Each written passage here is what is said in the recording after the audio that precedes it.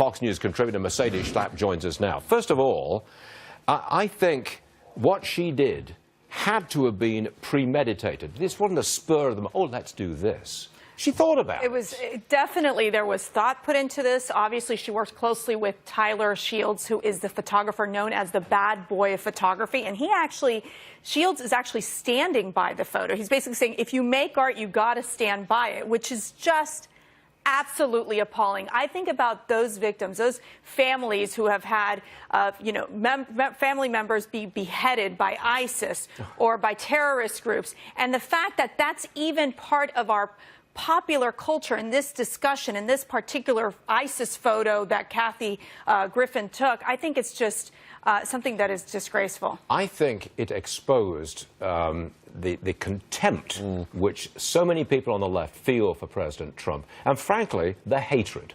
I think hatred underlies that. Right. I think what I'm sensing is there was always that sense of, well, Donald Trump is politically incorrect. We've moved along, talking about a variety of different topics, and, he would call Hillary crooked Hillary.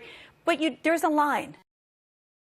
And I think it was very clear that Kathy Griffin obviously crossed that line when you have Donald Trump Jr. and Chelsea Clinton on the same page, basically saying it's vile, it's disgusting, we should never do this to our commander-in-chief or anyone else for that matter. I think that there's a very bipartisan consensus on the fact that what Kathy Griffin done was wrong. I've got to say, I don't want to prolong this, but I can't understand why CNN would take 24 hours to make its move. I think that CNN was kind of waiting to see what the reaction would be, or it was such a shock for all of us when we first saw it. There she is. She does the New Year's Eve thing with Anderson Cooper right there in Times Square. And, I think they give comedians a little bit of leeway. I think, in general, comedians do. I mean, Whoopi Goldberg at the Women's March wore a T-shirt where it had an image of Donald Trump, and it was a gun being shot to his head, and his brains were blowing out. I mean, I don't know if you saw that image, but it's very clear that this has been going on for a long time. The problem becomes, are we going to be a society where we lack that civility and even respect for the President of the United States? Yes, there's freedom of speech.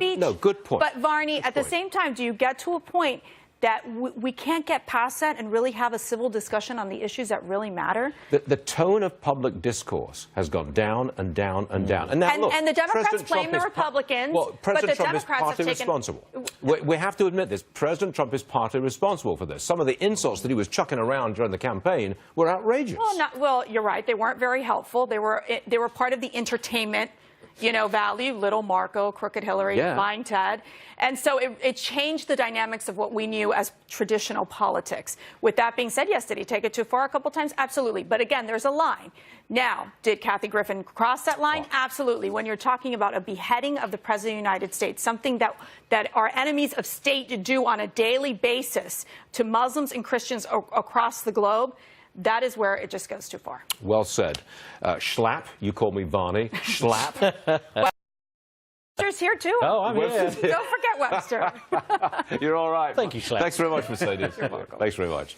All right, now this. New numbers show just how much federal taxes have risen in America since President John F. Kennedy was in office.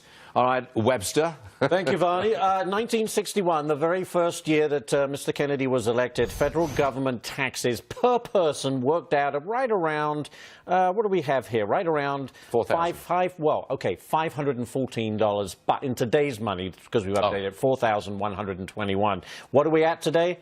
$10,000 per person. Oh, so that's all adjusted for inflation? It's adjusted for inflation. It was actually 500, average was 500 back in 1961. But we are comparing apples and apples. Correct. So, look, that's more than double the amount of taxes collected in That's extraordinary. From 1961. By the way, Schlapp, your husband, who was just on the Fox News channel. I'm so distracted. I can see my sweet husband on Fox News. I don't know if he's ever going to get rid of the goatee. That's the big question right now. Do you want him to get rid of it? Well, there's apparently a Twitter handle called Schlapp's Beard, so he's gone from the beard to the goatee. I think it might end up coming off. I got to go. No more disgruntled beards. Okay. Bombshell report. Over